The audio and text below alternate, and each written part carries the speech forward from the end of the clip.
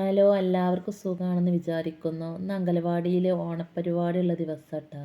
അപ്പോൾ തലേന്നേനെ ഞാൻ പട്ടുപാവാട അടിക്കാൻ വേണ്ടി കുറച്ചൊക്കെ അടിച്ച് വെച്ചിന്. അങ്ങനെ നേരം വെളുത്തതിന് ശേഷമാണ് ബാക്കി അടിച്ച് ഫുള്ളാക്കണം കേട്ടോ. അങ്ങനെ അടിച്ചലൊക്കെ കഴിഞ്ഞിട്ടാണ് ഞാൻ ചായ ഒക്കെ ഉണ്ടാക്കി. അപ്പോൾ തൽക്കാലത്തിന് ഒരു ആശ്വാസത്തിന് നേരം വൈകിക്കണം കേട്ടോ. ആശ്വാസത്തിന് കട്ടൻ ചായയൊക്കെ കുടിച്ച് അങ്ങനെ എന്തേനി ഓരോ കുട്ടികൾക്കും ഓരോ ഐറ്റം ഇട്ട് അംഗനവാടിക്ക് കൊണ്ടുപോകണം. അപ്പോൾ ഞാൻ അവിയൽക്കുള്ള കഷ്ണങ്ങളൊക്കെ അതാ ഞാൻ മുറിച്ചുകൊണ്ട് നിൽക്കണം. അപ്പോൾ അതിൻ്റെ ഇടയിൽ ദോശയും ചൂടുണ്ട്, ഇത് റെഡിയാക്കുന്നുണ്ട് കേട്ടോ.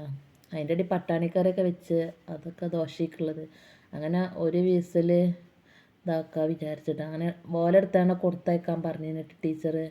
അപ്പോൾ അതിക്കുള്ള അരപ്പം ഇതൊക്കെ റെഡിയാക്കി. അതിൻ്റെ ഇടയിൽ കുട്ടികൾ മദ്രസ ഇട്ട് വന്നപ്പോൾ ഓർക്കുള്ള ചായയും കൊടുക്കണ്ട കേട്ടോ. അപ്പോൾ അത് മദ്രസന്ന് മൗലൂദായത് മൗലൂദിന് ശേഷം ഉസ്താദ് കൊടുക്കണം കേട്ടോ ചായക്കടി. അങ്ങനെ ഓക്കുള്ള പത്തൂനുള്ള അവിയലൊക്കെ ഞാൻ പാത്രത്തേക്ക് ആക്കട്ടെ. ഓലെടുത്താണ് കൊടുത്തയക്കാൻ പറഞ്ഞതുകൊണ്ട് അത് വേഗം ആക്കി.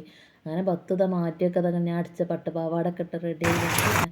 അങ്ങനെ മീനും റിബും കൂടി പത്തൂനെ ഫാസ്റ്റ് വണ്ടിമേലാക്കി കൊടുത്തു. അങ്ങനെ പിന്നെ ഓല് പോയതിന് ശേഷം പിന്നെ ഈ ഫാസ്റ്റിക്കുള്ള ചിക്കൻ കറിയൊക്കെ റെഡിയാക്കി വെച്ച്.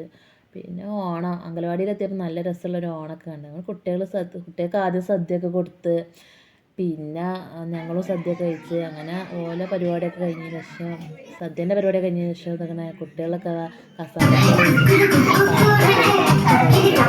അങ്ങനെ പിന്നെ ഞങ്ങൾ അംഗനവാടിയത്തെ ഒരുവിധ പണിയൊക്കെ കഴിഞ്ഞാണ്ട് പിന്നെ ഞങ്ങൾ വീട്ടിലേക്ക് തിരിച്ച് വരും കേട്ടോ. കുട്ടികൾക്ക് നല്ല ഇഷ്ടമായിട്ടോ, ഒരു എൻ്റർടൈൻമെൻറ്റ് ഉണ്ടായിന്. അങ്ങനെ ഓല കണ്ടില്ല തോണ്ടലും അതൊക്കെ ഇവിടെ സാധാരണ കേട്ടോ. അങ്ങനെ സപ്പോർട്ട് ചെയ്യണേ.